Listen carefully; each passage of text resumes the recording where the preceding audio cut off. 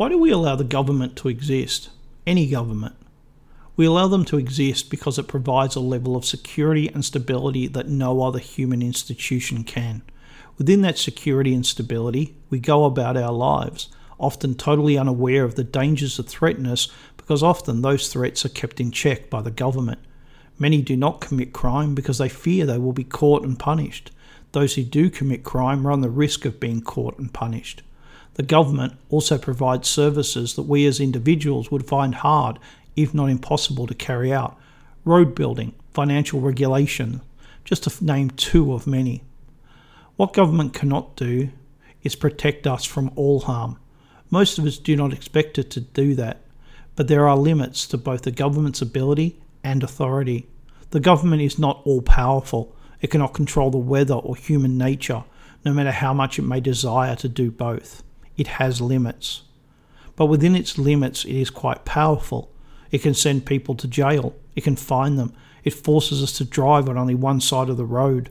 There are many things government can do. Since the terrorist attacks of September 11, 2001, we have all known we have an enemy. We know because they told us. The attacks that day were not the first and they were not the last launched against us by Islamists. And if you care to look, you will see that some of these attacks were carried out by groups and others by lone attackers inspired by other Islamist attacks. Governments around the world have been given more power, more money and more resources to combat this threat. But on the 15th of December 2014, it became clear that both the Australian government and the New South Wales government failed in their duty to protect us. It is this failure that I wish to talk about. A lone gunman, an Islamist sympathiser, took a cafe full of people hostage and kept them there for 16 hours before he and two hostages were killed. Now crime happens, and as I stated earlier, the government cannot protect us from all harm. Unfortunately, it seems in this case that we could have been protected, and in fact should have been, but we weren't. The gunman was an Iranian who had been a refugee in Australia since the mid-1990s. Iran asked for him to be returned as he was wanted for defrauding $200,000 from people applying for travel visas when he worked in a travel agency. Australia and Iran do not have an extradition treaty with each other, so he was not returned. To be honest, Iran does not have the best reputation, so it was prudent not to return him. But when it became obvious that he had lied in his application to become a refugee, why was he allowed to stay? How do we know he lied? Because he claimed he was oppressed by the Iranian government because of his liberal religious views. What became obvious to anyone who cared to look was that he didn't have any liberal religious views. He was an Islamist. But this was ignored, and he continued to enjoy the benefit of our protection. In 2007, he started writing letters to the families of Australian soldiers killed in Afghanistan to tell them that their deceased loved ones were murderers and pigs. He was arrested and charged with using a postal or similar service to menace, harass or cause offence. He was found guilty and appealed to the High Court of Australia because he claimed that not being able to write letters such as his was a denial of his constitutional rights. The High Court of Australia split, with half agreeing with him and half not. Normally there are 7 justices, but one seat was vacant at the time. So a lower court's ruling, which was unanimously against him, was allowed to stand. He received a good behaviour bond. The then Prime Minister, Kevin Rudd, said he would review immigration laws. Nothing happened. He called himself a sheikh, but Islamic groups in Australia said he wasn't. That didn't stop him from one-man protests and publicly supporting Islamist causes. In 2013, his girlfriend was arrested for murdering his ex-wife, and he was charged with being an accessory. She was stabbed 18 times and set ablaze. Bizarrely, they were both granted bail. In 2014, he was charged with indecent assault after claiming to be a faith healer and molesting his clients. Of course, he was granted bail. Now, how can any government be serious in administrating the law when someone commits a serious crime when already on bail for a serious crime, and that doesn't result in them being imprisoned?